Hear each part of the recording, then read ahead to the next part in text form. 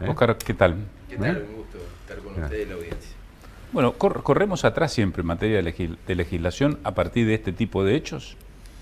Sí, claro, una provincia atravesada por la inseguridad y la violencia. La verdad que la provincia de Santa Fe, digamos, no solamente tiene que atacar, digamos, la impunidad y efectivamente sancionar a aquellos que violan la ley penal, tener una política de prevención, sino también reparar el daño causado, ¿no? De las víctimas, que son cientos de miles, que cada vez son más, y que están en una situación que no han querido, digamos, que están en esa situación por la incapacidad del Estado de garantizar seguridad, de terminar con la impunidad o de hacer que aquellos que violan la ley penal cumplan con la sanción respectiva. Por eso, de verdad que estamos muy entusiasmados a pocas horas de, digamos, de poder tratar una ley de víctimas en la provincia de Santa Fe y justamente atender a este sector vulnerable y reconocerla en sus derechos humanos. La verdad que un trabajo arduo. ¿Y qué derechos tendrían las víctimas de aquí Bueno, más? en primer lugar, digamos, una norma de orden público que va a obligar a los funcionarios que intervienen en el proceso de atención a las víctimas a cumplir con esos derechos, con lo cual es una norma de aplicación efectiva, que permite que se le brinde a la víctima el conocimiento de esos derechos a partir de la denuncia o el primer contacto con el sistema judicial.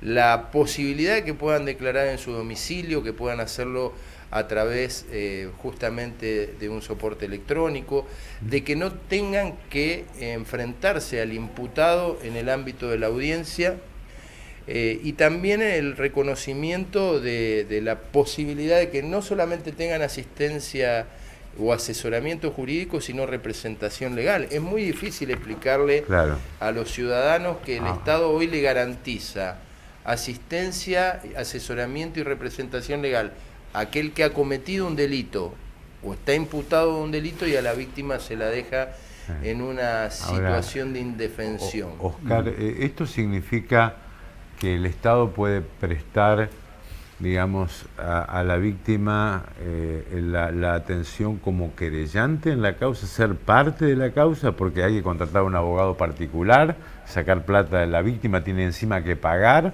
Claro, hoy tiene que pagar. Hoy tiene que pagar al querellante. Los organismos públicos que Sí. están dedicados a esto, el Centro de Atención a la Víctima, no cuenta con los recursos necesarios, recursos humanos muy valiosos, para brindar atención a todas las víctimas. Ajá. Y tampoco nuestros códigos de procedimiento le garantizan a la víctima participar en todos los actos procesales.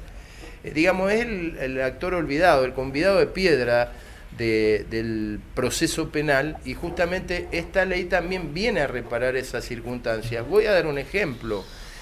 Digamos, esta ley va a plantear que la víctima pueda ser oído en la audiencia imputativa, que es donde, bueno, el fiscal toma conocimiento de que existen elementos suficientes para imputar a una persona, digamos, como posible autor de un delito. Esto va a obligar a que las autoridades le permitan la posibilidad a la víctima de ser oída en esa instancia, a través del fiscal, si no hay prisión preventiva, si no está detenido, y ante el juez si hay detención, porque bueno, allí es donde se decide, ¿no?, si recupera la libertad o se transforma en una prisión preventiva. Va a obligar a jueces y fiscales a actuar en situaciones de peligro, por ejemplo, donde esté en peligro la vida o la integridad física o los bienes jurídicos que el derecho protege. En situaciones de peligro, por ejemplo, cuando han sido, como ejemplo, cuando esté en peligro su vida, cuando hayan reconocido al delincuente, cuando el delincuente justamente esté reconocido, y que, bueno, cuando hayan sido víctimas de delitos de violencia de género, cuando hayan sido perpetrados por bandas. También establece esta ley algo que yo creo que va a terminar siendo, digamos, lo que va a equilibrar la balanza de la justicia. la obligación de los funcionarios, tanto del Poder Judicial como del Ministerio Público de la Acusación, como del Poder Ejecutivo, incluido el personal policial, a capacitarse desde una perspectiva de víctima. Que esto es muy importante porque en todas las audiencias que nosotros llevamos adelante, fueron 5 audiencias del Observatorio de Víctimas en las 5 regiones, los funcionarios judiciales, los funcionarios del Poder Ejecutivo vinculados al área de seguridad, los funcionarios del Ministerio Público de la Acusación reconocían que no son atendidos con empatía, ¿no? Porque claro, justamente le demandan a los funcionarios lo que esos funcionarios no le brindan, que es justamente, digamos, que se haga justicia. Ahora, es tremendo, ¿no? Que sea necesaria una ley para que los funcionarios judiciales actúen con empatía ante la víctima. Fíjate, el caso más palmario, el de Graciela Brondino. Sin duda. Brondino, ¿no? Que tuvo que hacer... Investigación. Investigó por su cuenta, llegó, pegaba fotos en los barrios, ¿quién reconocía? Estudió Derecho, bueno, en fin. Lo que pasa es que el derecho penal, hasta ahora, ha sido enfocado... pensando en el imputado. En el delincuente. Y no en la víctima. Y entonces se le garantizaba los derechos y las garantías constitucionales. No alcanza con la figura del fiscal. No, evidentemente no. El caso de, vos lo señalabas, de Graciela Brondino. Si Graciela Brondino no hubiese sido considerado por la Cámara como y incorporado como querellante dentro de esa causa no hubiera prosperado y tuvo que esperar 10 años para hacer, justamente para lograr justicia.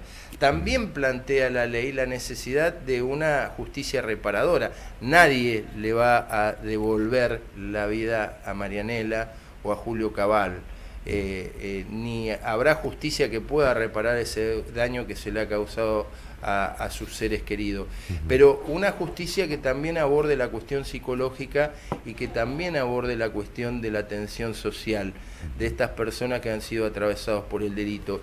Y esta ley no solamente plantea esto, sino también la audiencia de impacto de la víctima dentro del proceso, es decir, cuando se termina el proceso, las partes alegan que el juez, antes de tomar una decisión, establece esta ley que deba ser escuchada la víctima y las consecuencias que ha padecido en función del delito antes de tomar esa decisión.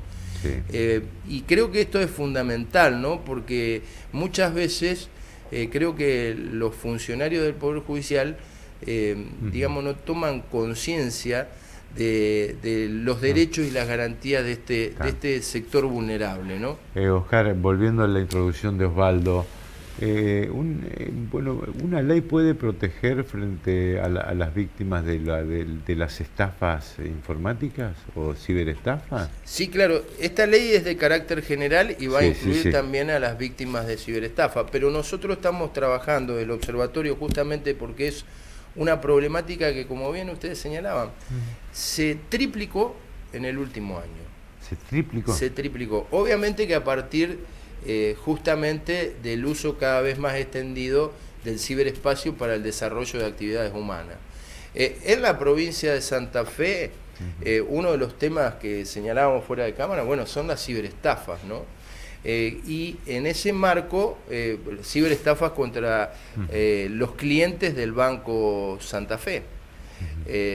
Más de 500 causas o denuncias en el ámbito de la provincia vinculado a los clientes, que son los empleados del Estado, ¿no? Docentes, enfermeras, médicos, personal de seguridad, en negocios, ¿no? Que están incluidos en Billetera Santa Fe. Y bueno, nosotros en ese aspecto venimos trabajando junto a Joaquín Blanco, que es el presidente de la Comisión de Asuntos Constitucionales, bueno, en varias iniciativas. Primero, la creación de una agencia de ciberseguridad en la provincia. El Estado, así como tiene la obligación de prevenir en el resto de los delitos, también en esta materia. Primero, alertando a la ciudadanía y formándola. No existe la suficiente formación en este aspecto, ni la alerta oportuna de la existencia de nuevas formas de ciberestafa.